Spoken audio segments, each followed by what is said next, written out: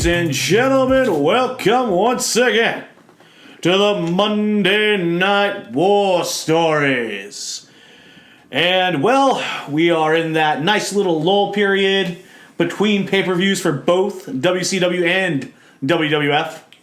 Working our way to Buried Alive in the WWF. And Halloween Havoc in WCW. Which will include about an 8-minute promo later in the show. Oh, good, because I was going to ask you guys, because, I got pretty sick over this past week. Yes. I was going to ask you guys if I hallucinated that promo, or was that really on Nitro? No, that entire thing was there. Okay. But I say, it was long, it was confusing, it was bloviated. Oh, come on, I really enjoyed the Flair run-in, though. The Flair run-in was nice, because you had to pull out all the stops for this. Just like how we pull out all the stops by bringing in the voice of a generation, the Onitoshi Jeff Mack. With me, as always, dashing Joseph Lessel. I just want a Slim Jim now. We'll work on that for you. I think it's part of your contract in the next upcoming rounds. I mean, we are a year in now. We should probably get some contract renewals, right? Wait, you guys have contracts? Yeah, that's why you think I get my name in this every time. I'm not getting... Are you guys getting paid? That's something between me and the producer, and then we'll talk about that later. Corey? Full disclosure, I don't get paid. The plus side is I no longer have to pay to be on it. This is true, because you are the Human Wrestling Database, Corey Mack. That's true. Did you get paid anywhere this weekend? No, I was out sick. I couldn't work. I sent in my, there's a line. There's a line. I'm what you call a B-level wrestler. B-plus player? I'm not going to sell the tickets, but I'm important to have on the card. If for some reason I can't perform, the C-level. C-level usually consists of old, aging WWE stars that no longer cut it. I'll have you know that Eugene filled in for me capably this weekend. Nick Densmore. Yes. Nice. I haven't seen him anywhere since that WCPW run. Well, he's about to become like a creative writer on Raw, so... Really? Yeah. Oh, good for him. It can't be any worse than the writers they already have. Well, yes, they could be. We'll save that for a second. It could be the writers in 1996. If you think about the writers in 1996 should come up with good shit. It was Vince, Pat Patterson, and Jim Cornette. Wait until we get to Raw this week. Oh, I remember. I think that's what made me sick. That could have possibly been. Somehow you got food poisoning from watching a wrestling program. If it's possible to get food poisoning by watching a terrible wrestler, Razor Ramon will do this to you. This Razor Ramon. The fake Razor. Or there's a Razor Ramon and a Scott Hall. Neither the two shall meet. And you will find out later on commentary, they are not the same person anymore. Over and over and over again. But first, of course, we have to go to Nitro. We are in the last week of September 30th, 1996. And we're coming to you from the CSU Convocation Center. And we had to study like shit to find that out because they will not tell you that on TV. They just tell you that they're in Cleveland. Yeah. It's not a convention center either. It's a convocation center. What? I mean, I know that there was some shady shit going on back in the day where Vince would make deals with the big arenas that they couldn't let WCW come in. But, I mean, the Convocation Center, did Vince lock up every fucking high school gymnasium in Cleveland? I thought we were in the great, beautiful, the Q as it's known today. Yeah, the gun? Apparently not. Nope. Vince done snatched that up. No, because while we are in beautiful, historic Cleveland, Ohio, or as Larry Zbyszko puts it, the mistake by the lake. I tend to agree with Larry. We are not in the beautiful Gun Arena. Nope, we are in the Convocation Center where Zbyszko along with Tony Schiavone go over what happened last week, which, if I remember right, was pure and utter chaos. Yep. I don't know. I think it was a pretty paint by numbers how the show should be. That was chaos, sir. You're thugs. And to get further to this point of how far the NWO went last week, we get a Eric Bischoff monologue to start. Yeah, we do. He's up in... So, as usual, Zbyszko and Schiavone are ringside. And up by the ramp is the set for hour 2. It's Eric by himself on headset at the desk. And basically, he goes over like the entire history of the NWA. going over, so it's all the way back to 1905. I'd love to know how long he had to study to remember all those names. I'm about to say, because he's been with the company for 5 years? Yeah. Maybe 6? Which he even points out during this. But his big thing here is enough is enough. And it's time for a change. Wait, hold on. That's 2 years from now, buddy. Says that he a lot of people have called him out for his mistakes. He says the only real mistake he had was hiring Hulk Hogan. And he has one message for the NWO. No more. There will be buddy. no more of this. This is WCW. This is where the big boys play. We are taking back our company. okay. That is his message. That's a damn good message, might I say. And we're going to start off this era of no more NWO with a tag team match for the WCW tag team titles. Wait, what? Yeah, I forgot. I guess it's a 2-week reign. As Public Enemy with their table. Who I keep confusing them as Nasty Boys. I wrote my notes. I'm like, oh, it's Nasty Boys. I'm like, wait a minute. Public Enemy. Damn it. I want both teams off my television screen. Well, they're taking on a team that really has earned this title shot. While I don't have the visceral hatred for Public Enemy that you have, I'm not exactly clamoring to see them every week. However, I want the Nasty Boys off my fucking television so bad. About that. Not going to happen. Because, you see, while they may not be in this match, they probably will be seen tonight.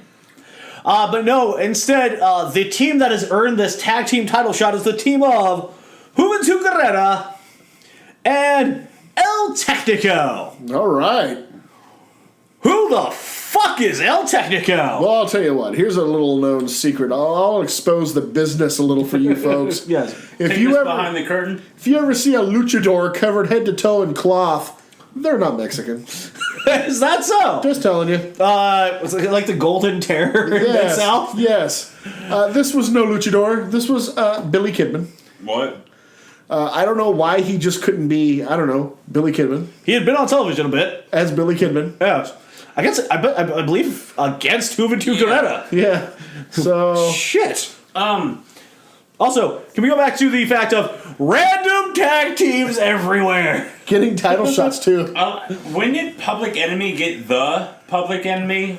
Put the in front That's of the a good point. That did happen, didn't it? Yeah. I get a feeling like Chuck D was like, wait a minute, motherfucker. The Public Enemy. I think it comes and goes every week, too. Right? It's WCW, so it's a good choice. Pins are like, the Public Enemy. I'm like, what? As for the match itself, it's okay. No. It was a squash match when El Technico came in. I mean, Hoovy looked good. No. Springboard head scissors sending Rock to the outside? Hoovy got moves on, but once El Technician came in, Technician got 0 moves. Actually, I gotta give you credit. El Technico means the technician. Yeah, good job, Joe. I know French, okay? Public Enemy with the sidewalk slam, elbow drop gets 2.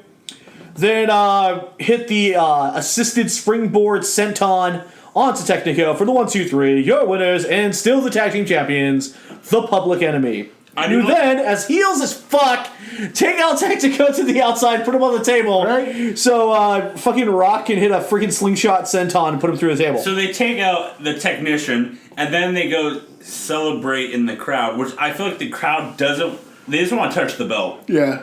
Alright, I'll touch the button, now go away. Yeah. We then get our WCW merch promo as Hacksaw Jim Duggan tries to sell us t-shirts. They're tough. They are tough. He stretches that thing and it just always keeps it shaped. He forgets his line midway. He's like, you should go buy this. Yeah. Really? You forgot that? Yeah, he got like the most simple line. Well, it's only 1995. One size fits most. Yes, which is him and another guy inside of the shirt. Apparently, Duggan likes to buy wrestling shirts and then canoodle with another man inside it. Then we cut to the back where Mike Tenay is doing promos with Benoit, Mongo, and Deborah. First of all, can I just say this? It's been 3 weeks now. Tenay looks so uncomfortable doing these interviews. Oh God, doesn't he ever? The first time when I saw him, it looks like he's trying to chew his mouth shut. Like, Yeah, just I mean, by his lips were it doesn't. It's not even that he's bad. It looks like he's just scared. It looks like he's about to shit a brick. He's like, what do I do here? I gotta pee? Hurry up. To be fair, he has to stand next to Chris Benoit and Mongo. Yeah, I'd be standing closer to Mongo. He's here, even though he's not wrestling tonight, because he has his man's back. Because no more of this one on 600 people. Mr. Mongo, you're not on the script tonight, so why are you here? Because from now on, where you see one horseman, you see multiple horsemen. You can say what you want. Mongo's cutting some great promos. Yeah, yes. That made sense. It was coherent. It was cogent.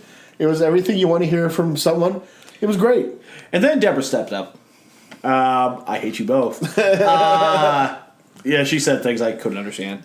Then Benoit on Hey, I know what she said. And it brings me back to one that Mongo's like original promos about how he won this championship ring by himself, kind of fucked the other team. And then that's right, yeah. Sweet Deborah does. Him and his team worked hard together to get this ring. It's like, hey, teamwork makes the dream work, like man. 4 weeks ago, he was like, fuck Chicago. Yeah, right? They need me to win. And then now it's, as a team, they did great stuff. You can say what you want, Jeff. Mongo, third best promo in the Horseman. Well, I'd agree. Because, okay, I love Flair and Anderson. I love Benoit. Yeah. But he's not a promo. He does talk about how he respects Rick Steiner because they're taking on the main event tonight. Benoit and Rick Steiner. But, I'm better than you. Let's just plain face it. I'm better than Rick Steiner. Is he, though? Debatable.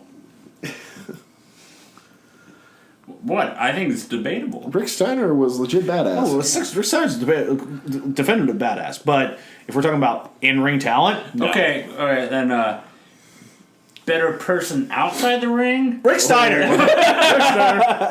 Linda Hogan. Oh, she's a real bitch. Then we get an NWO ad because the following announcement is paid for by the New World Order. Not anymore. That got annoying. Didn't it? I did not.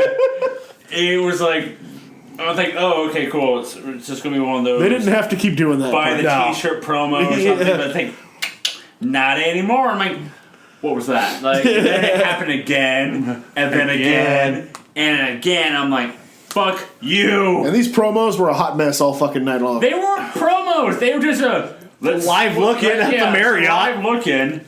Was it the Marriott or the residence? It was the Marriott. How do you know? Let's have Because he pulls up the goddamn picture of the owner of the Marriott Hotel. Hogan attempt to cut a promo while nobody will shut the fuck up. Guys, we find out Linda Hogan maybe a little bit less of a bitch. Because she let little Nick stay up. Nasty Nick stay up to watch Nitro. Even though it's 5 o'clock, but hey. He's traveling with the boys already. He's like 5. All right, there you He go. might run his car in a wall or down the line or something. My favorite moment of the show is coming up, okay? So we will talk about it when we get there. We find out that this is now all paid for by WCW because we won War Games, bitch. Not anymore. Not anymore. And Deborah wants Kev. Yeah. Yeah, we found that out. You totally want me, right? I buy it. Then we head back to the arena. I just want to say the NWO is making a mess of that hotel. Yes, they are. But the preceding announcement was not paid for by the WCW. It was actually paid for by the WCW. Yeah, you got that wrong. But was not paid for by the NWO. Damn it, Dick Slap, you got that wrong. You know what's not wrong? What? This next match. As Dean Malenko takes on #push Alex Wright. This I was very excited for. I like Dean carrying the Rey Mysterio mask to the ring. Because I guess on Saturday night, he kind of unmasked Rey Mysterio during a promo. He did. Holy shit, that's not cool. Zbyszko questioning Shivani for covering up his head during the promo after Was he that ugly? Just don't do that. I will say Alex Riley came out to a couple boos. Alex Riley or Alex Wright? Sorry, Alex Wright. Sorry. Say it to my face! Oh, that just killed me. Yeah. Oh my god. I'll say, watch the throw, man. Watch the voice. I'm still learning my Alexes, and it's between Alex Riley, Alex Wright, Alex Mack, I won't do that. Alex Shelley. Alex Shelley. Yeah. I won't be doing that again tonight. No. That on again. my God, the technical start to this match was so damn good because I think it's the first 3 minutes of the match. There is never a break in contact. Somebody is always has control of one body part or another. These guys can go. Until Dean hits a back suplex. Gets 2 out of that. Oh, man. Then Dean twists into a knee bar that was absolutely vicious. Interesting question from the commentators during this match. Hey, guys, where's Sting? He already said fuck all y'all. What is there not to know about this? He said piss off. Yeah. Which I hope, hopefully he comes back sometime soon. WCW's one of those boyfriends that doesn't quite get it when the woman dumps him. Yeah, pretty much. He changes his Facebook status to "It's complicated." Alex Wright then hits a crescent kick. That was a really nice standing, spinning crescent kick. Into the match, Dean runs into the corner, tries to hit a flying crossbody off the corner, eats nothing but mat. Wright comes from behind, La Minstrel Cradle for the 1, 2, 3. Your winner. Hashtag push Alex Wright. This shocked the hell out of me. It shocked me too because of the whole idea that they're pushing Dean to face the Cruiserweight Champion, Rey Mysterio, and then boom. Hashtag push Alex Wright. And then also, Alex Wright's arm was underneath his shoulder. Yeah. So that didn't help.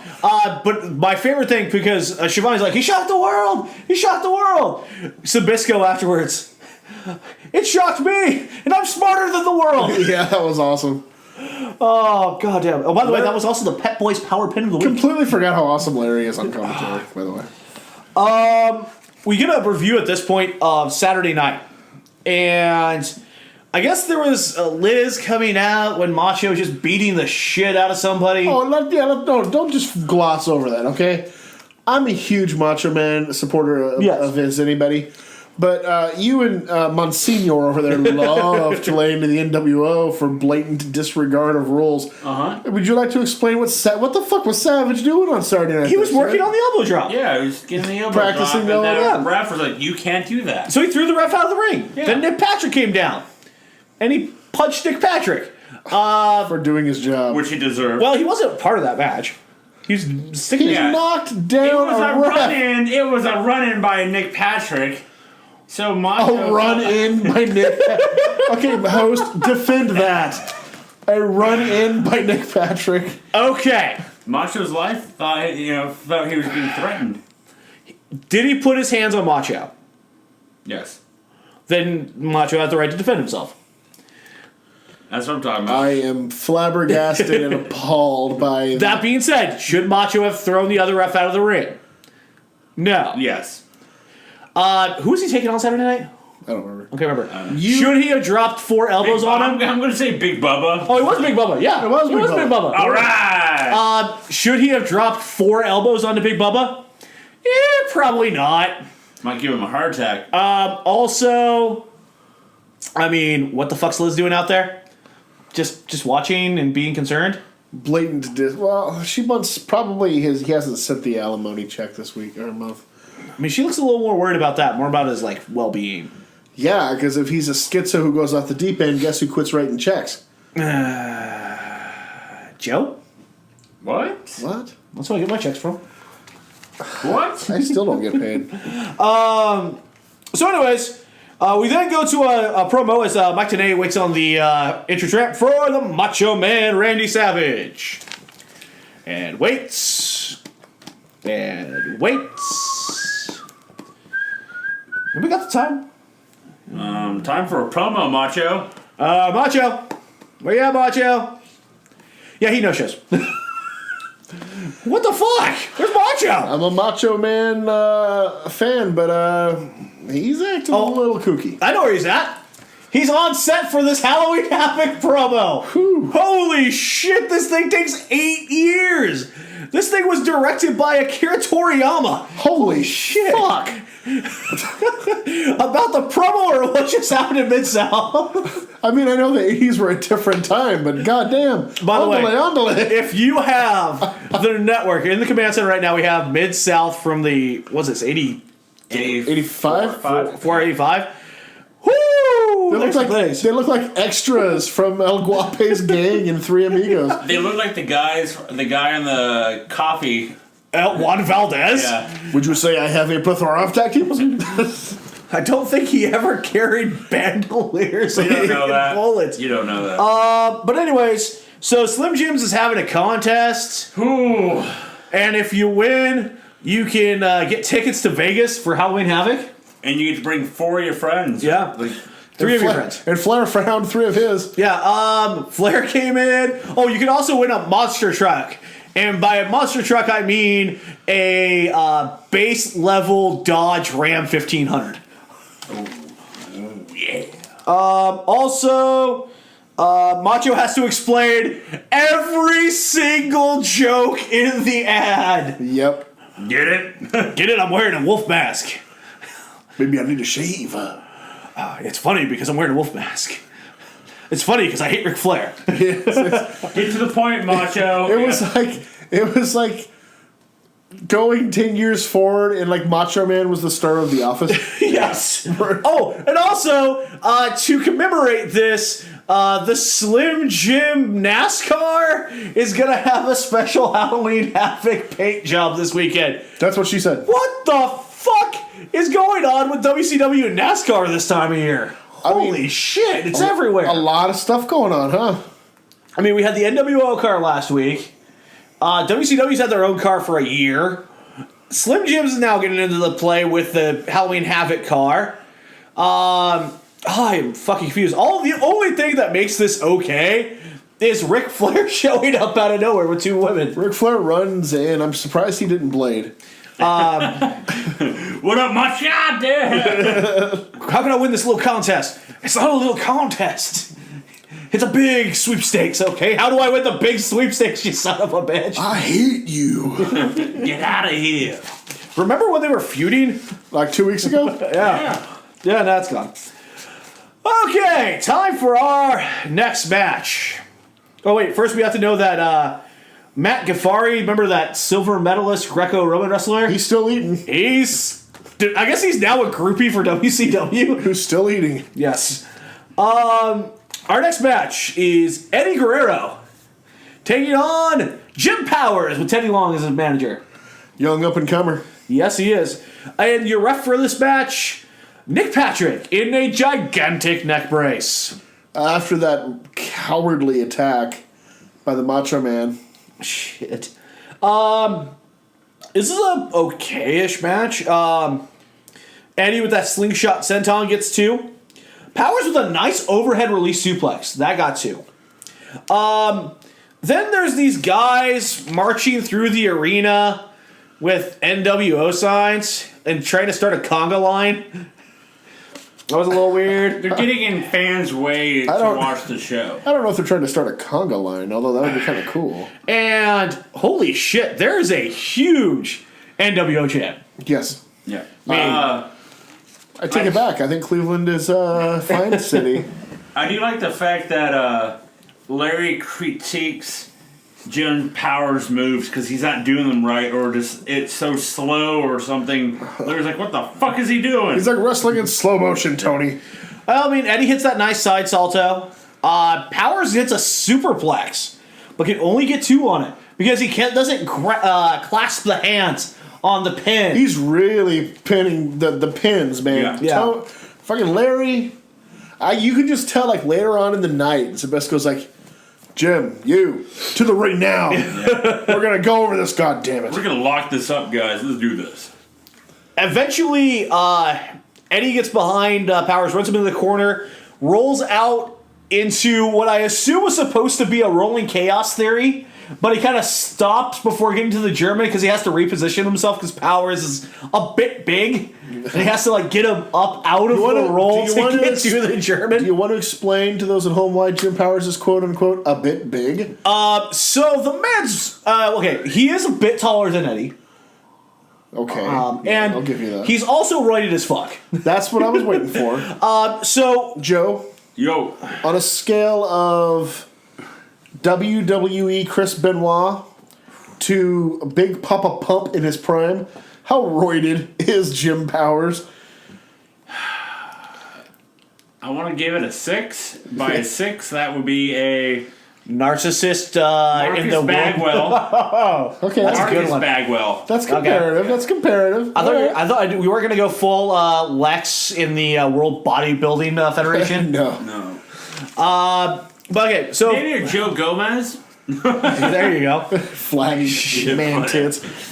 For those of you who don't know what rolling chaos theory is, it's a roll through German suplex. It's supposed to be one continuous move. Fluid movement. He gets through the roll, stops, like works. It's like you're trying to work a shoelace through your shoe, trying to pull him up through so you get to the point where you can hit the German suplex.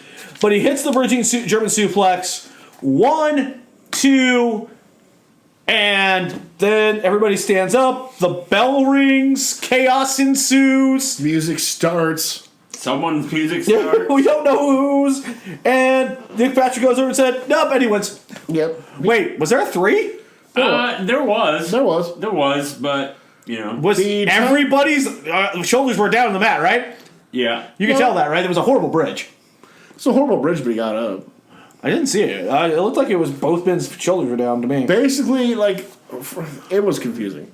Whoa. From what I saw, what I thought was the timekeeper was just way off. Mm-hmm. And it wasn't executed well by anybody. Because there was like a 1, 2, and then he hits the 3, Yeah. and then I think, how to say Gomez. It's Powers. I know, it's Powers. Powers, kicks out, and then, but it's ding, ding, ding. Yeah. Yeah. What do we do?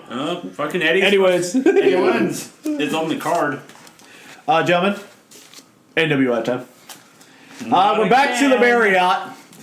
And the Nasty Boys are here. Great. Crap. And they're wearing Nasty Boy shirts. They're not wearing NWO shirts. Damn right they're not. You know why? Why? Because they are not in WO for life. I'll tell you what, the Nasty Boys and the Outsiders for a party are not getting along very well.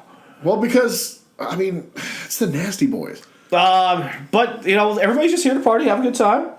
Well, who which one is it that talks out of his ass? Sags. Yeah. This is what Bischoff said. When you're that guy at the party who's trying too hard. Right? Yeah. The Nasty Boys look like they were trying so hard to fit in there. We head back to the arena where... hang on. I'm going to go back to this for a minute. Yes. It's them fucking, once again, they're trying to, I think someone's trying to talk like, Hogan's trying to talk, but everybody's just, yeah, it's just like, He goes, shut up. shut up, yeah, this was horrible. once again. We're back in the arena with Mike Tenay, who's with Arn, Woman, and Liz. And basically, this is just time for Arn and Woman to question Liz's loyalty. What the fuck are you doing? Why are you doing what you're doing? Are you with us or are you with Macho? It's complicated. No, it's not. Just be with the Horsemen or get the fuck out. So with that, we go to our next match. A much needed rematch from last week. As Hugh Morris takes on Brad Armstrong. Well, thank God. I know I needed this. By the way, Arn's taking on Lex at Halloween Havoc. I think we went over that last week. And hour 2 starts. And that's the most important thing that happens in the match. Yes. The moonsault's impressive. Well, Brad hit an enziguri, and this time, because Hugh didn't want to repeat the mistakes of last week, hits 2 fucking No Laughing Matters, and has the leg hooked, his leg over the shoulders. He's not taking any chances of a kick out or a roll through. I thought I was just sitting on his face. Pretty much. You pay extra for that in some countries. My Hugh one, Morris? Yes. It's a laughing matter. My one question is, that's what you put on when Raw is about to come on? That's when you have 0 fucks about Raw at all. Yeah. And you're like, we don't even care anymore. As we go to hour 2, Arn, Woman, and Liz bicker in the back. Sorry. Did you say Omar? Liz and Woman. Said Arn. Okay. Who the fuck's Omar? Omar is Arn's cousin. You like stopped me dead in my tracks. I thought you said Omar. So Omar was talking with Liz and Woman, and because Maybe we should have brought in Omar to try to heal the peace between these three. Arn was getting ready for the match, so he sent Omar to talk to him. Omar is the little known oldest. He's older than Omar Ole. Anderson. He's older than Ole. Cuts a much better promo than Ole too. Bischoff decides, you know what? I gotta leave. I need to figure everything out. Everything's going crazy. I run this shit. I'm gonna go try to track down the NWO in their hotel room. Apparently, I've been speaking out of my ass, according to Jerry Sands. And I don't like it. I gotta Fucking go. is Shivani's still here? Have him come up. Nobody cares. So with that, we get to our next match, a Toshi 10 matchup. Yes. If you were to listen to the 10 count, Toshi 10, available here on SoundCloud, iTunes, YouTube, and NoSoulEntertainment.com, as Chris Jericho takes on Arn Anderson with Woman because Liz is not here. Liz is watching in the back. Shivani does step in. This is a fucking good match. I mean, and you know what? It's a young, inexperienced Jericho. And he could still see the brilliance that's there. And then Arn is just, one of the greatest of all time. With this great match, Jericho, super kick. Then diving shoulder block from the apron to the outside on Arn. Yeah. A lot of the moves that he would generally be like drop kicks in this show, or in this match, are replaced with shoulder blocks, I noticed. Because the other one is he hits a triangle drop kick, but instead of a triangle drop kick, he does a triangle shoulder block to the outside. Yeah, which I actually prefer. It actually looked really nice. Woman, though, gets to slap Jericho. Arn tries to come off the second rope, but eats a drop kick from Jericho. Jericho's spin heel kick, then hits that triangle shoulder block. The end of this match is so fucking perfect. Jericho's on a roll. The young lion is coming out strong. The young lion heart. The young lion heart. There you go. That's what I did there. He's got Arn down. Middle of the ring. Perfect timing. Goes. Lion salt. Eats nothing but canvas as Arn rolls out. Arn up. Grab the head. DDT. And fishes as fuck DDT. For the 1, 2, 3. Your winner, Arn Anderson. Right call. I mean, good match. Yeah. Damn good match. Yeah, this was a lot of fun. Match that I could watch many times again. With that, the following announcement is paid for by the NWO. Not again, or whatever. Well, this one, they might, because... Oh, it's the t-shirt one. Buy the shirt. Do you know it makes you look slimmer on television? I did not know It that. does. Where can you buy those? Well, nowhere now. But eBay, Amazon? It says it makes you slimmer on television. actually, because of never mind. Oh, you can say it. Because of what's gone on the last couple weeks, you can now buy a Wolfpack shirt on WWE.com. Don't worry, I'm about to do that. Yeah, you and should. it doesn't have the WWE logo on it either. Yes, Nice. you should. With this, we go back to the arena, and Liz has grabbed her bags and just leaves. She walks out the arena. She has paper in her hand. What's that? I don't know. Next match. It may or may not have been delivered by me. I don't know. Oh, shit. Hey, Joe. Yo. I think it's time to Sheen. Oh, I thought Glacier was coming. Nope. Lex this time. Glacier, by the way. By the Week 3 and we're done. yeah. Actually, I wanted to bring that. I forgot to bring that up on the No Sell podcast, available here on SoundCloud, iTunes, YouTube, and NoSellEntertainment.com. Do you know he's coming back in 2017? Yes, he is booked. He is booked. Can't wait. Oh my god, that's gonna be amazing. It's the return of Glacier. Oh my goodness. I want to watch it. I'm not kidding. I really want to do it. Right? I want to see how slow his spin kicks are. We need to find out where the hell this match is taking place. Yeah. Daily Motion, hook it up. Yeah. Let's go. But no, Lex Luger in the match here against M Wall Street. Where's the K? The VK Wall Street? Yeah. Yeah, it's now M again. It's just M now? Yeah, it's M. Not exactly the high caliber match we had previous to this. No. This match is kind of shit. I wanted. There was something like. Was it me or was there something different about Lex? like, I felt like it was his hair. Like, he didn't have the mullet anymore. It's grown long enough into the ponytail. Yeah. Yeah. But also, is this the debut of the black boots or? Maybe. Because there was something, like, Zen was watching it with me, and she's like, what's the difference between Luger now and then 2 weeks ago? And I'm like, is it his hair? I don't know. When he came back, he was wearing white boots with the black tights. And I think this week he had black boots on. Yeah. I'm not sure. This could be the first week where he went to the black boots look. Black on black on black. Could be. Wall Street, my God. So he tries to do the rope-assisted abdominal stretch. Wall Street does what Wall Street always does. Grounds a match to a screeching halt. But no, he tries to do the rope-assisted abdominal stretch, but he's way too close to the ropes.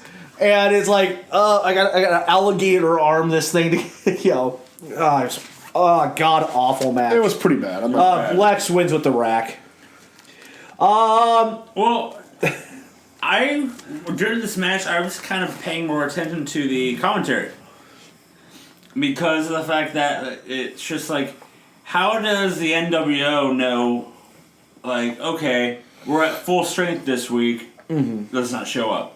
You know, they know when things are happening, and Bobby does this line. I think there's a spy.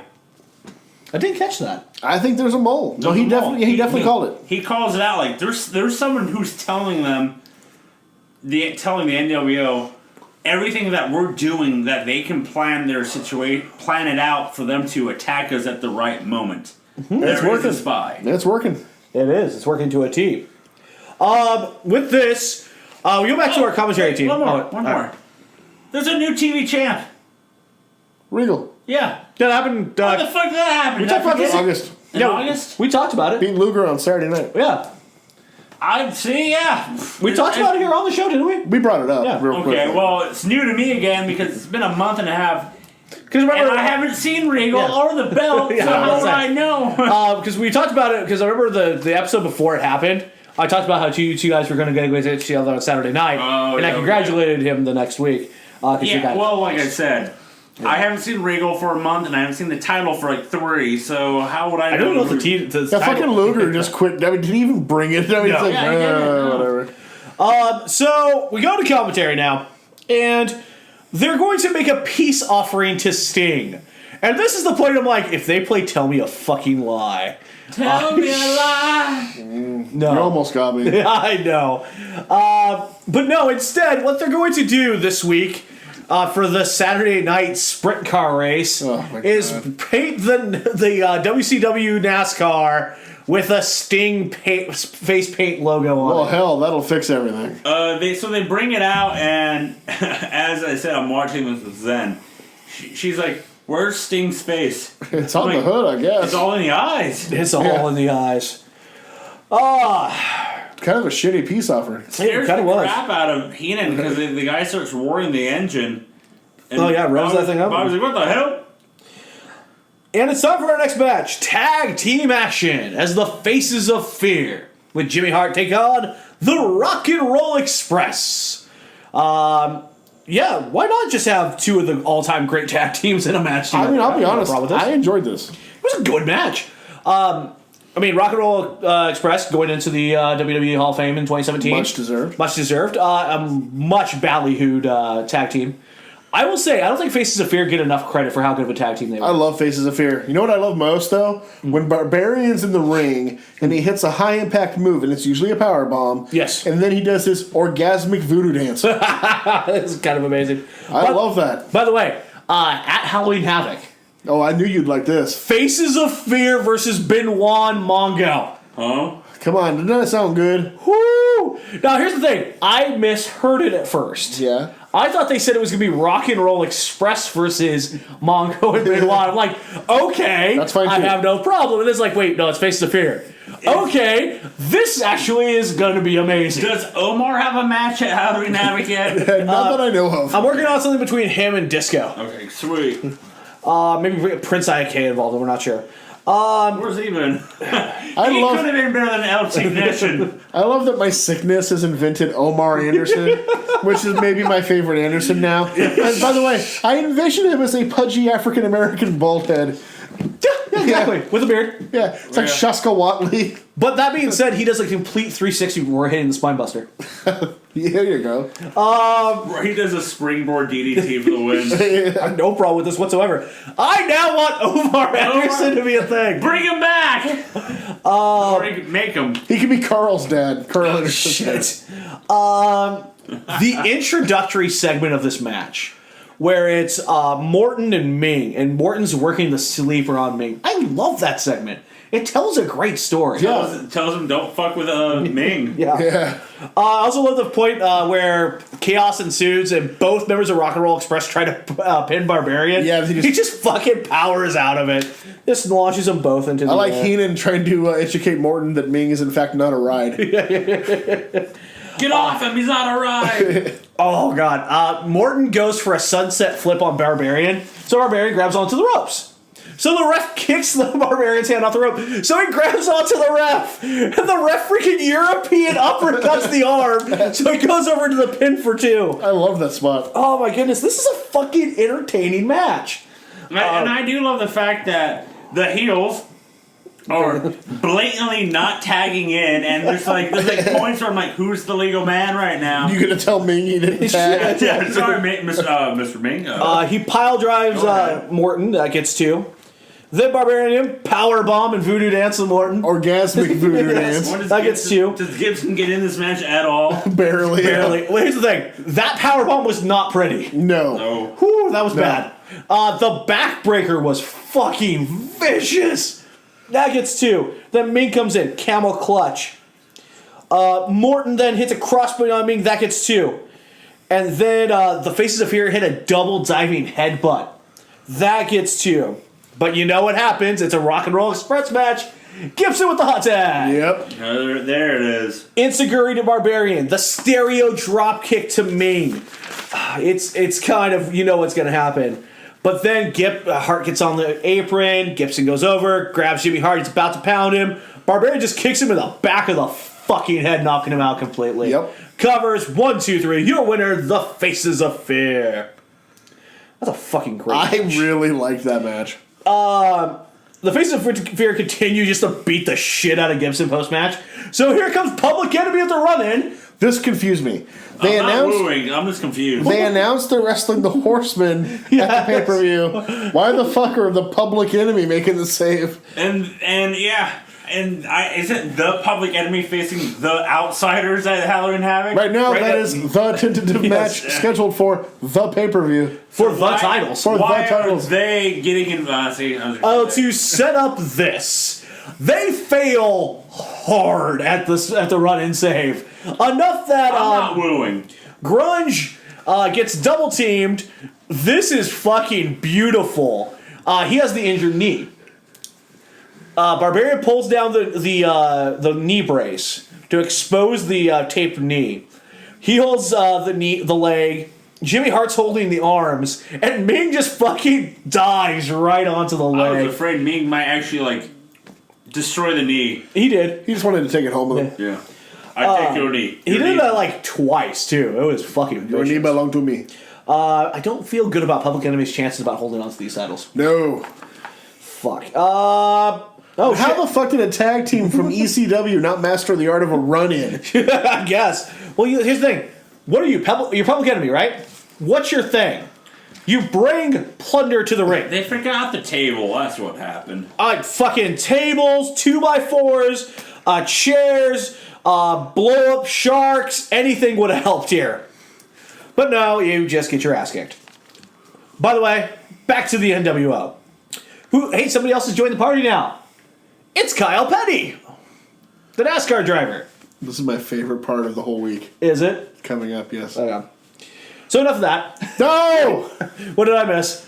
You missed it? You guys honestly missed it? My favorite part of the show is when Scott Hall asks Nick if he likes race cars. He does. I literally laughed out loud for 5 minutes. Do you like race I cars? did miss that. I missed that too. I'm surprised you were even able to hear that with them, like Right. Anarchy, like they were so loud and like. Well, I picked that part up. I was like, oh my, that is fucking awesome. Well, I did see them playing with toy cars. Yeah. But I put that two and two together, but I didn't hear, hey Nick, you like race? You know. By the way, Nasty Boys destroying kayfabe on TV. They're supposed to be these like fucking nasty degenerates from the streets, and they're like playing proud uncles with Nick over in the corner playing cars and shit, carrying him around like instead of being these nasty pieces of shit. They are nasty to the shrimp tray.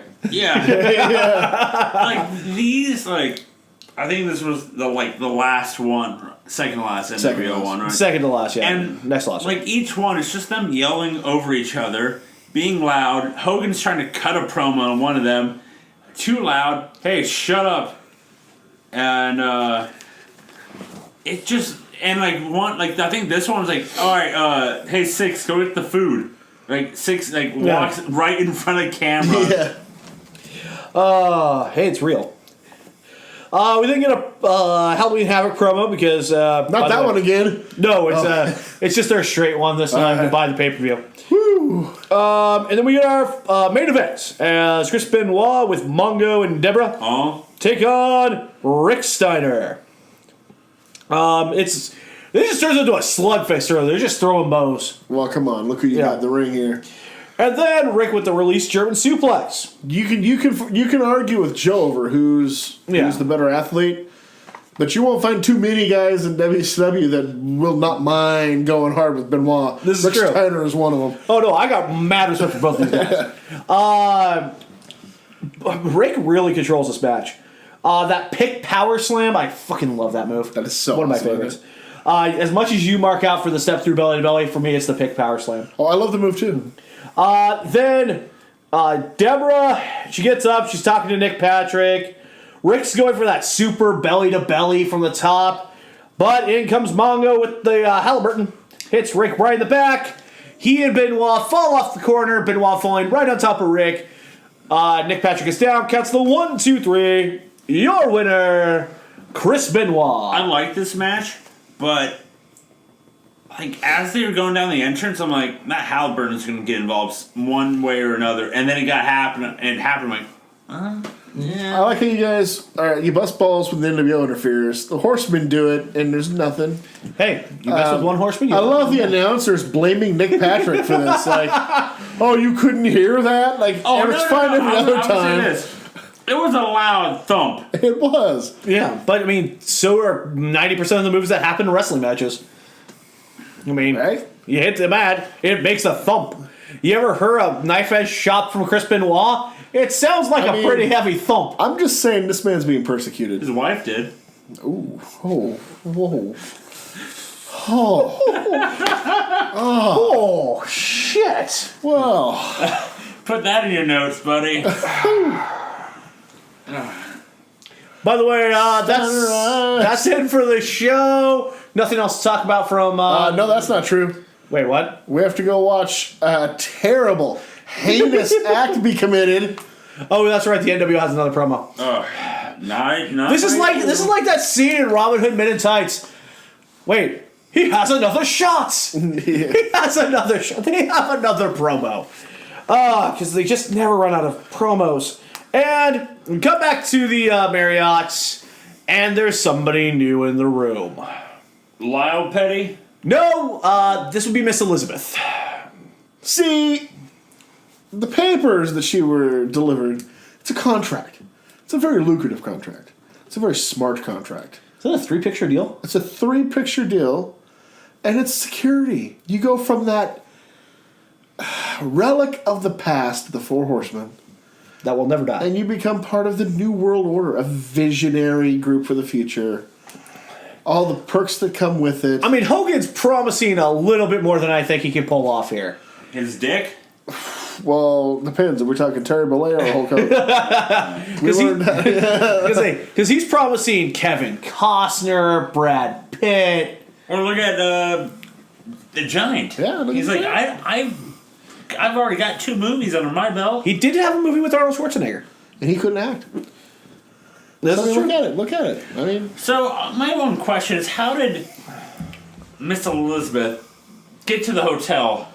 obviously, It's like right across that. the street. it's. I think it's obviously it's a taxi. Because the whole time they were like, "Where the hell are they? Where the hell are they?" And Well, what here's- hotel? What this Bischoff is like? I'm gonna go find them. Full disclosure: there was a limo waiting for her. Oh, huh. I mean, Do you know anything about the driver of that limo? I don't. Well, I mean, his name's Ted, but and it's not DiBiase. Okay, so it's a nice older gentleman. Okay. So were you in Cleveland? He's I was. He's Hollywood Hogan's personal limo driver. I don't. I mean, I think that's obvious. That's pretty open knowledge. I don't think why are you looking at me like that? I'm just saying, man. I mean- you know quite a bit about this guy. So, and then Vincent shows up for the first time all night, and he has a present. And he's bringing it to the guys, and this is a perfect time for Liz to leave. She's got a lot of sneaks out thinking the to door. do. She's got a lot of thinking to do. The problem is she's in the hallway outside the room, And I Brian love this. Knobs smells.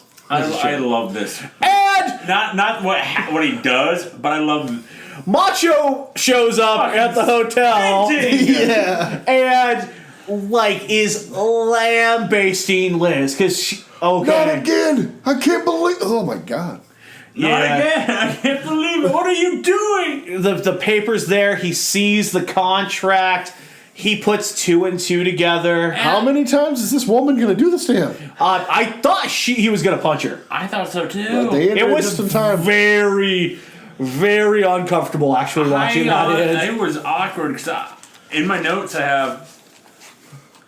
Why don't we finish it with Macho getting jumped in the hotel room? You know. Well, then I'll just. No, we get like him going, Elizabeth, you bitch! Like that's like the last And line. he's got her by the chin. Yeah. Just wait till July 5th, 1999. Just that's all I'll say. Christ. So that was fun. That was awkward. Yeah. Yeah, you know what I love about Savage and the way he sprints in? I know why he missed that promo. He was actually running the streets of Cleveland trying to find out which hotel they were Trying to at. figure out which fucking Marriott in Cleveland they're at. And he finally found him at the end. Also, what was in the box? Yeah, we'll find it. Someone's head? What's in the box? I think it's someone's head. 8 heads in a duffel bag. Ooh, underrated movie. No, we gotta go to Hershey, Pennsylvania now for Monday Night Raw. Well, okay, turn the volume down to 6. And we get our intro, which is basically the review of the JR worksheet from last week and the introduction of Fake Razor. And we go to our first match of the night. Our commentary team, by the way, of course, is King JR and Kevin Kelly. Yeah.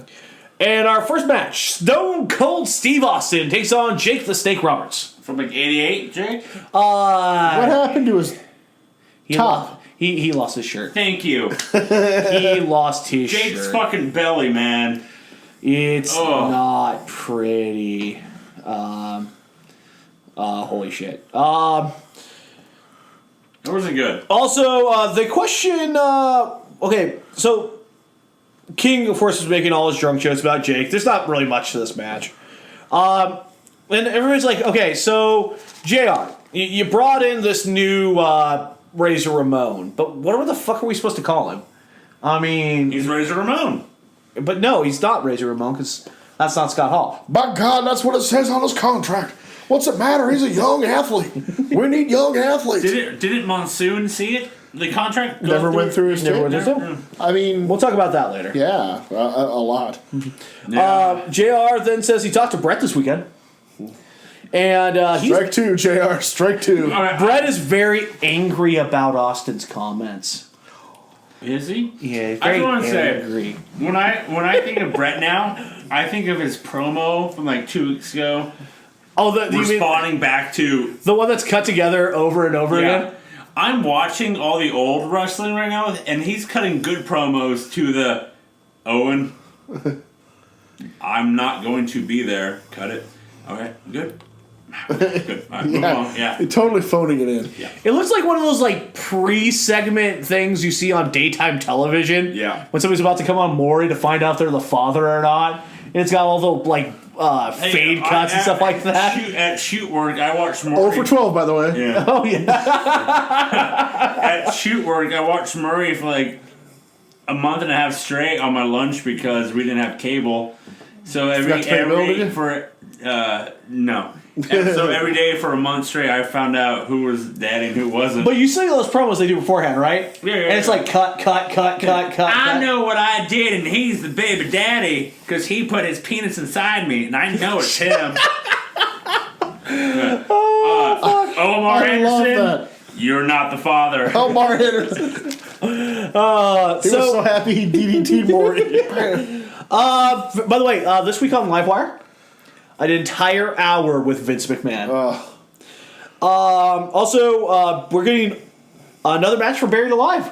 Yeah. We're building matches for the pay-per-view. All right. As Stone Cold Steve Austin takes on Savio Vega. Didn't this feud already happen this year? Yes, it did. By the way, JR tells us because he called it Beware of Dog 2 because he is the greatest commentary guy of all time. How thin is this roster? Thinner than Jake's non-existent shirt. God damn it, Jake. Go back to 88, please. Austin had a camel clutch on. That was okay. But Jake eventually hits the DDT. 1, 2. Austin gets his foot on the rope. Holy shit, the DDT didn't end the match. So King gets out from commentary, takes the Jim Beam, kind of leads Jake around like the Flair leads the T-Rex in Jurassic Park. Takes a swig of the Jim Beam and spits it in his face. Then he turns around, stunner, 1, 2, 3. Your winner is Stone Cold Steve Austin. Then Austin and King just beat the fuck out of Jake for a little bit. Then Savio Vega runs down with the strap and chases them off. Why Savio Vega? But I feel like Savio Vega just wants to fight everyone on the fucking roster. He doesn't care. He just likes to fight. He fought Razor Ramon last week. This week it's Razor. It's Razor. There's the thing you have to remember about Savio Vega. And Stone Cold. He fought 2 people at the pay-per-view. Yeah. They don't care. Here's the thing you have to remember about Savio Vega. His name is Finley, and he loves to fight. Yeah, right. Wait.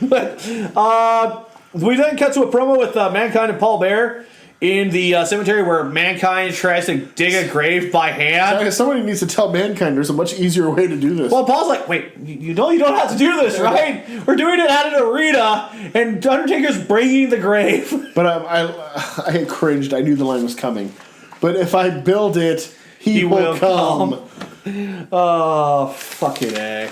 Oh, he's a sexy boy. That was disturbing. We then get a view in the back of Razor and Diesel prepping for Razor's match later tonight. Fake Diesel and fake Razor.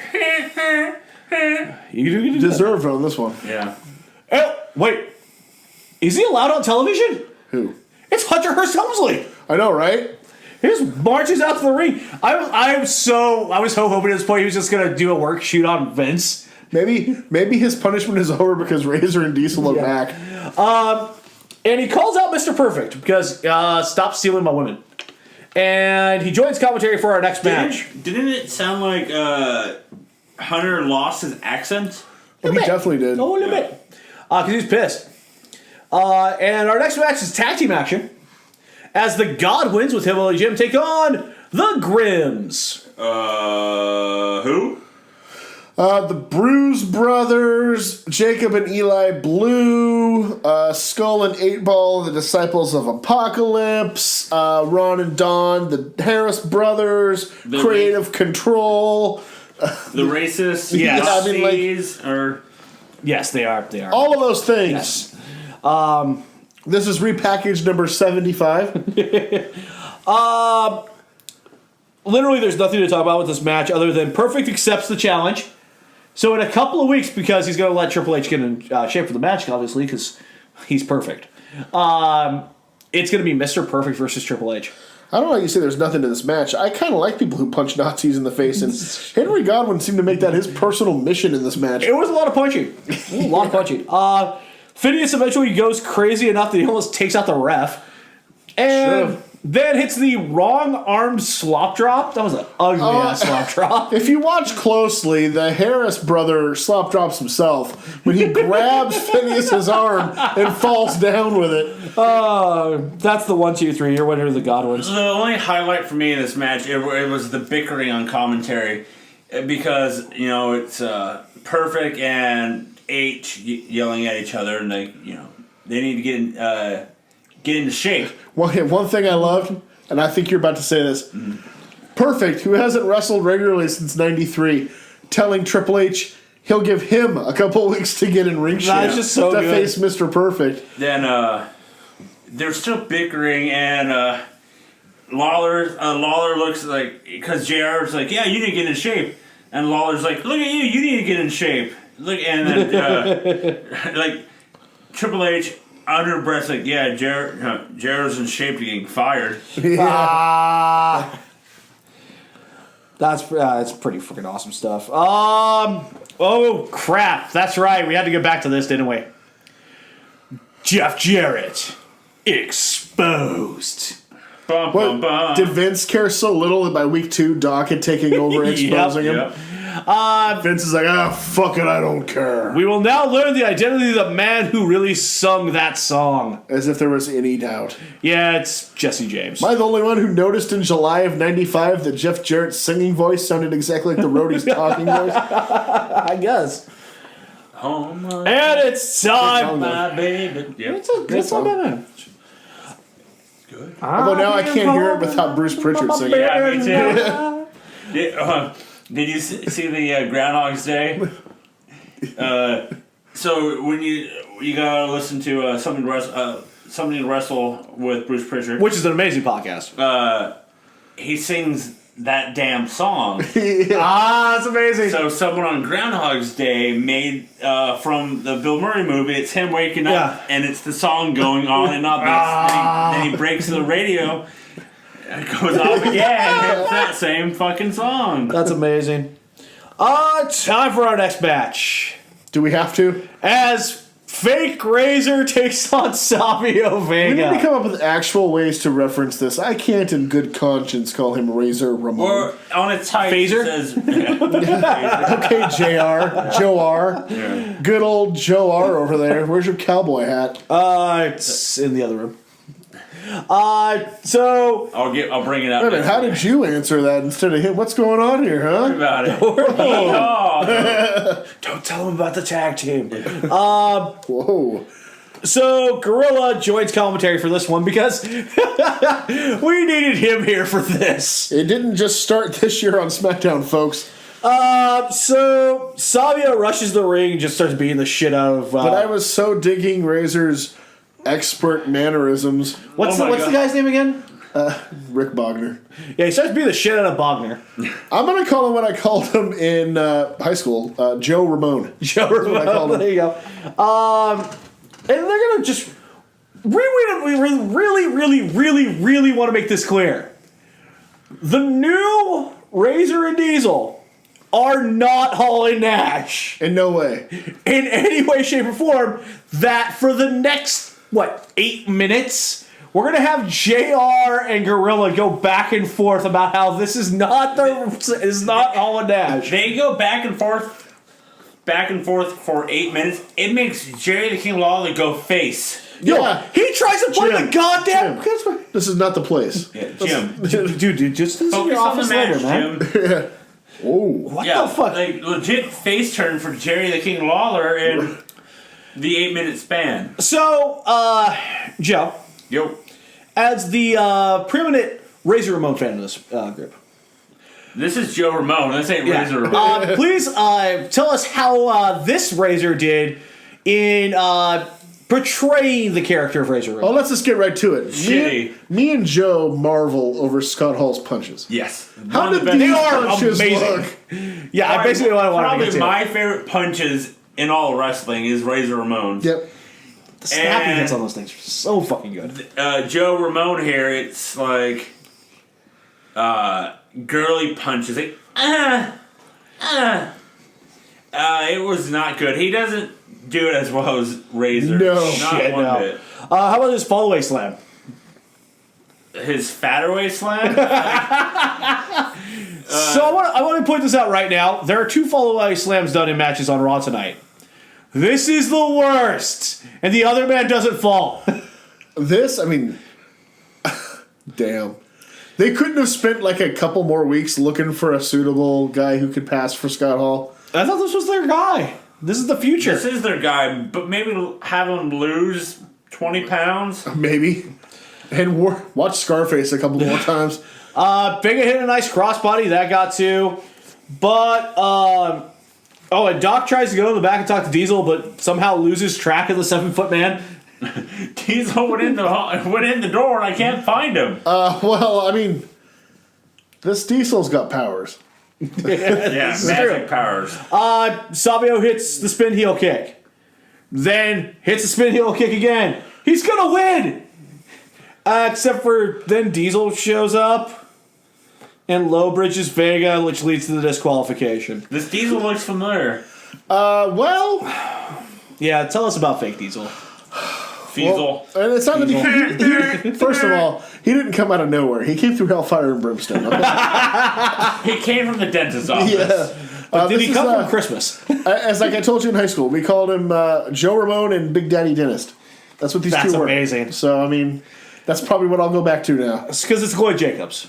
It's Glenn Jacobs, Dr. Isaac Yankum, DDS. DDS, The Christmas Creature. the Christmas Creature, Unabomb.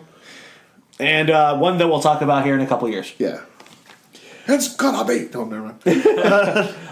Vega ends up eating a Razor's Edge Eventually. and a Jackknife Powerbomb. I will say this. He's a bad knockoff, but he's a better Diesel than Joe is a Razor. Yeah. That is very true. Yeah. Like, Because he's the more capable wrestler. yeah. Plus that powerbomb looked pretty cool. Yeah. Plus, let's be And I honest. would say this. In the future, I would have been okay if he used the powerbomb. Yeah. But he didn't. He doesn't. Let's be honest. I mean, it's easier to portray Diesel than Razor Ramon anyway. If you've got the height and you have a power bomb, it's a lot easier to mimic his movements than all the crap Razor Ramon. I mean, it's still one of my favorite shoot moments of all time from the U shoots. Yeah. Is it was from Timeline by U shoot commentaries, or from kayfabe commentaries, I should say, which is Cornette talking about setting up Glenn Jacobs. Told me to sit down and find all the moves of Diesel. All I could find was 6, and that included the hair flip. Yeah. And then Nash gives a fuck you to Cornette, but at the same time he goes, he's right. Because he had the flipper punch, knees in the corner, elbows in the corner, the sidewalk slam, and I can't remember what the last move was. Big boot. And then the power bomb. And then a powerbomb. That's it! Hey, at least it was easier than trying to figure out how to do a fucking punch, I guess, for Razor. Hey.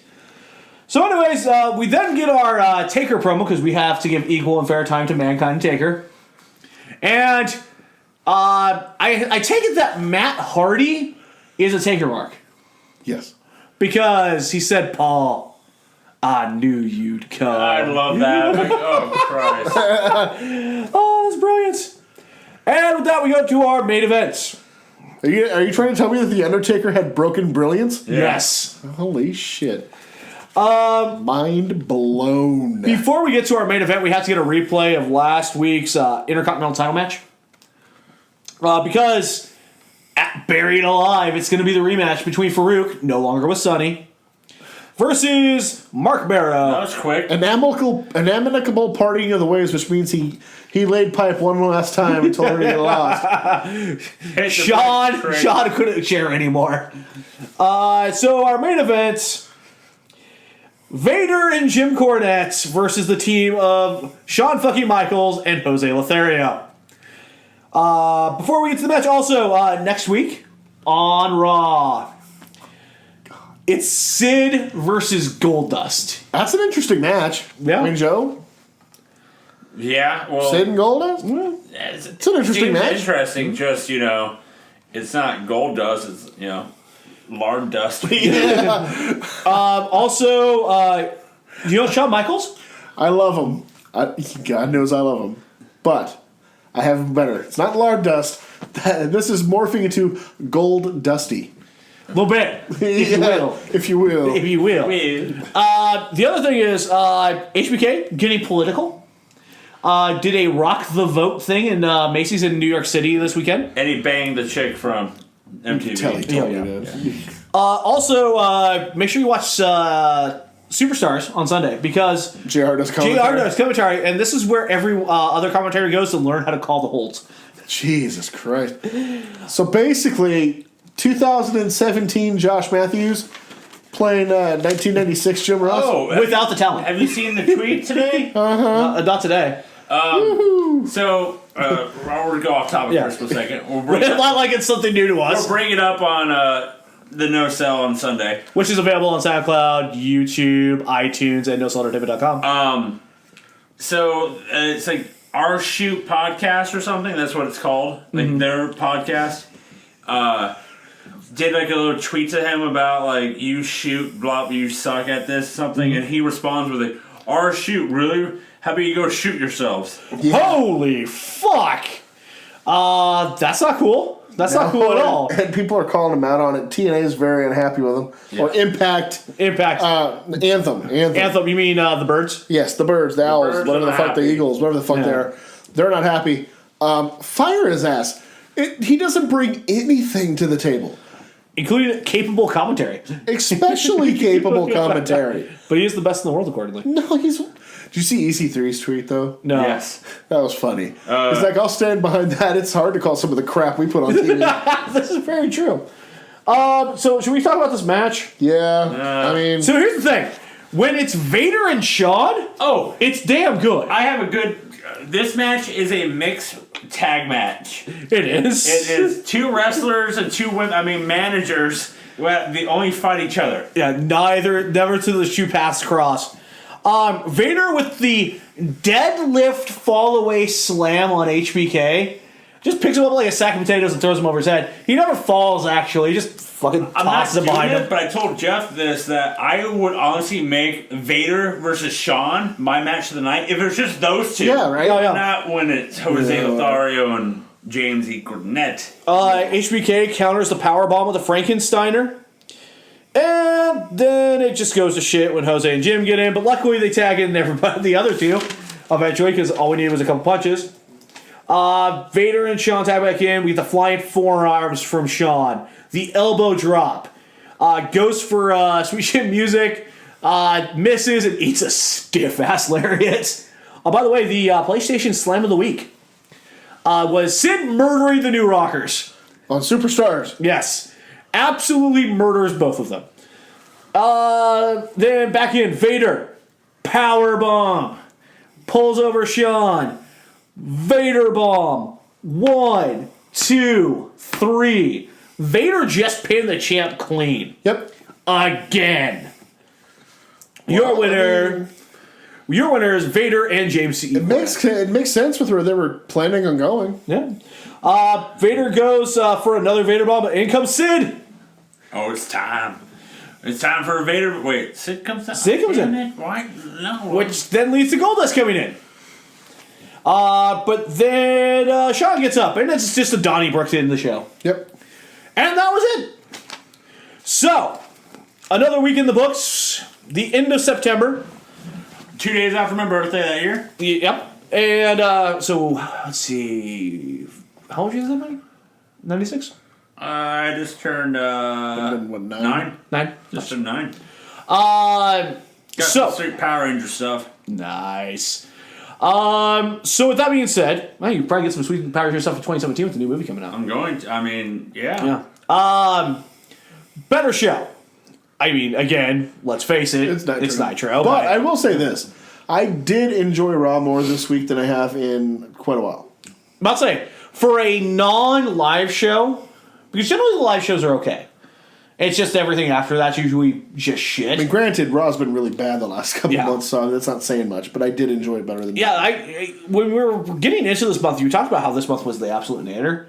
That was pretty good the first 2 weeks. And you know what? I was thinking of that too. I was thinking, man, was I just way off? Like 16 when I was 16? Was I just... But I'd have to wait for the next couple weeks. Yeah, I mean... So, the question is the beatdown in the ratings as bad as it was the last week? Well, let's find out, shall we? So last week, WCW got a 3.4 and Raw got a 2. It was a beatdown of epic proportions. Yes. This week, WCW got a 3.3 It's a little bit down, but not by much. and Raw got a 2.3. At least a little bit of a gain. So any gains help. So it's only a 1 point beatdown. Not too bad. Now, with that being said, I guess there's only one thing left. Award show time.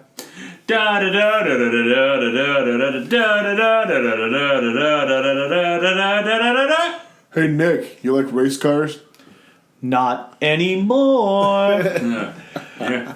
So, match of the night is where I want to start here. Now, this is a tough one for me because actually talking it through, I'm going to go controversial. there was a dark horse. But where are you gonna go? I think I'm going to your dark horse. To me, it's the Faces of Fear in the Rock and Roll Express. It barely edges out Malenko and Alex Wright for me. I'll do Malenko and Wright for me.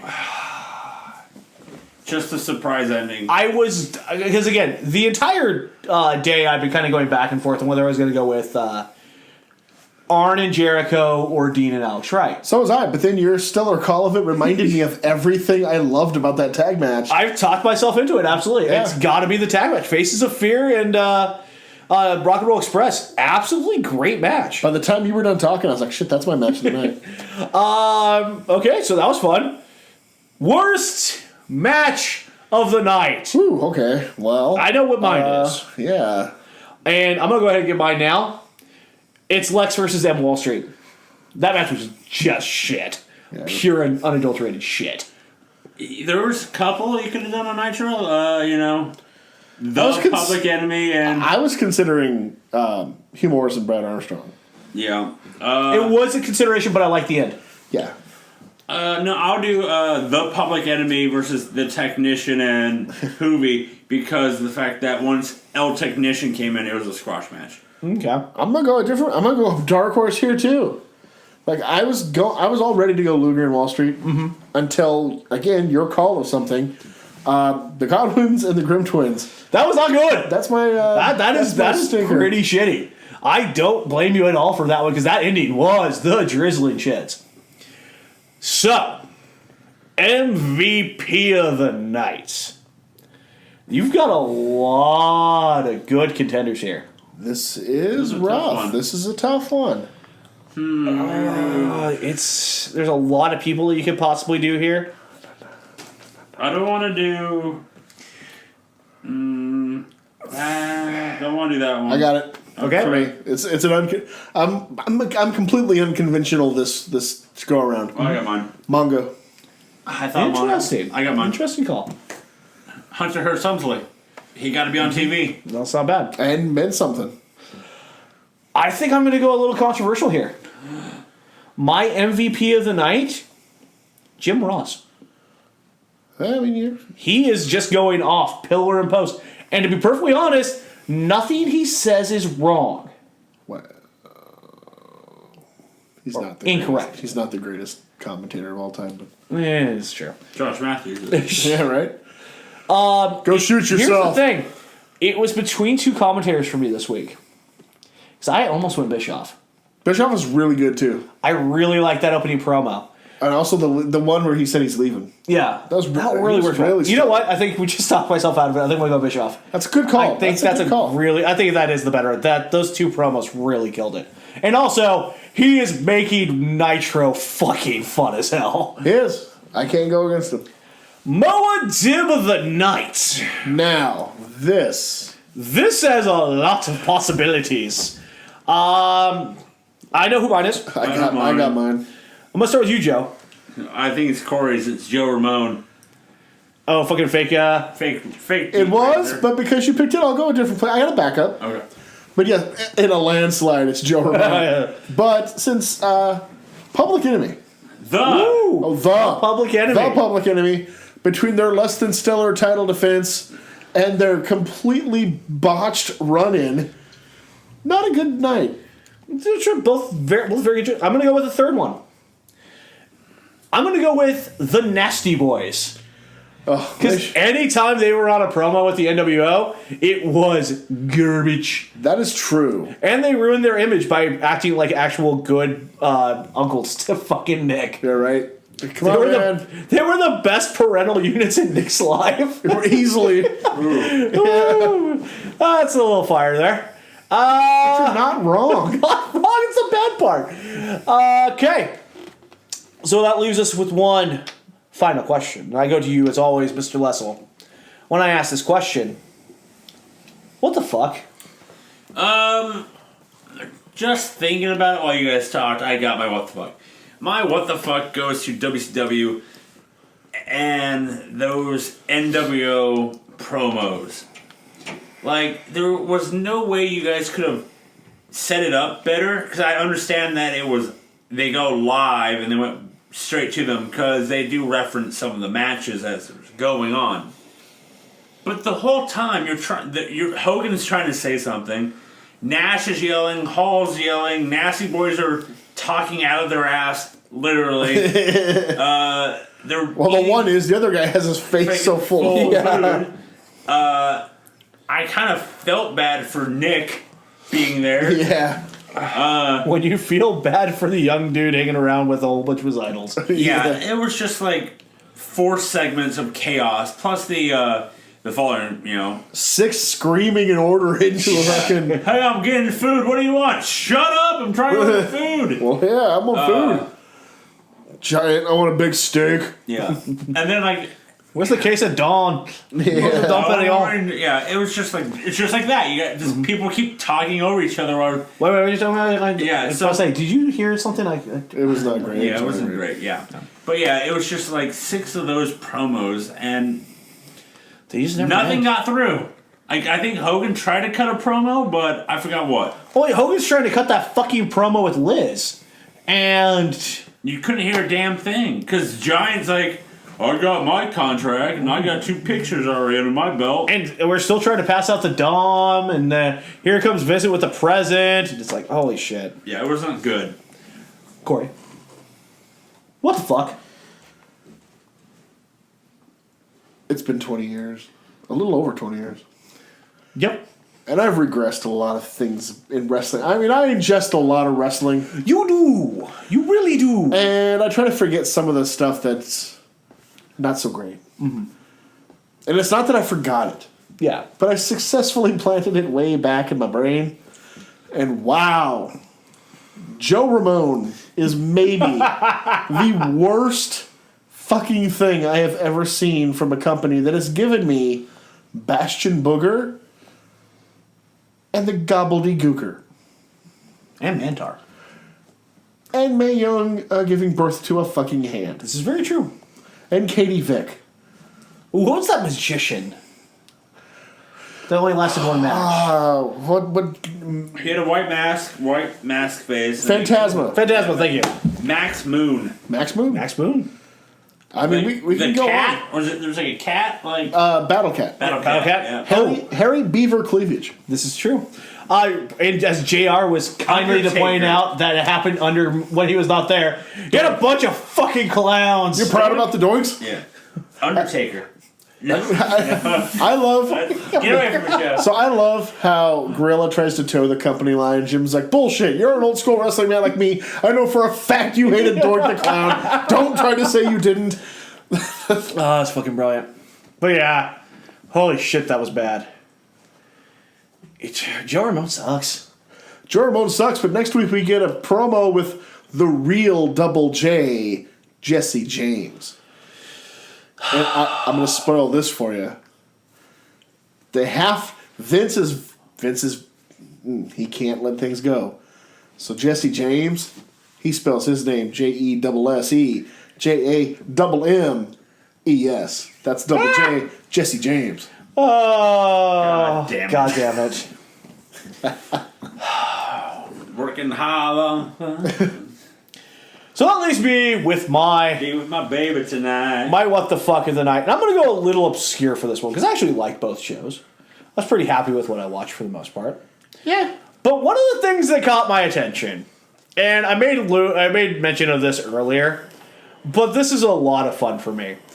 So during one of the matches, I believe it was Guerrero and Powers, if I remember right. So we have the guys from the NWO marching up and down the aisles, right, with their signs.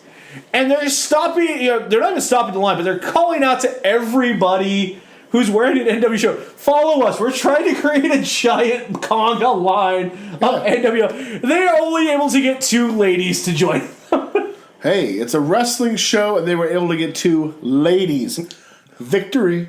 That's victory. That is true victory. That's even more what the fuck. They were able to get 2 ladies to join. Hey. Yeah, have you done that yet? Oh, shots fired. We're working on it. Oh, my God. The Midnight Toshi will rise Maybe again. the Midnight Toshi needs to do a Congo line and see what happens. Where's my NWO shirt? I'll build the conga line. There you go. Hey. Wait, no, I'm impartial. I have to stay at the company line, toe the line. I'm the Gorilla Monsoon of this podcast. Are you? Bullshit, I know for a fact you hit it. Will you stop? Yeah. Well, we will stop this podcast because it's time to go to the home. You go home here. So next week, we're still before a few pay-per-views, or a few weeks before the We got pay-per-views. 2 weeks before Buried Alive, 3 before Halloween Havoc. So we get 2 in your houses between WCW Yes. pay-per-views. That's impressive. That's how lucky we are. So we do get to start the month of October next week. So look forward to that. We'll still be in Hershey for WWF. Who knows where we'll be for WCW? Guys will still be stumbling into that fucking gravestone in the middle of the entranceway. Spend my day working hard on the go. Put the hands on the clock. Keep spinning too slow. Can't wait to get home to my baby tonight.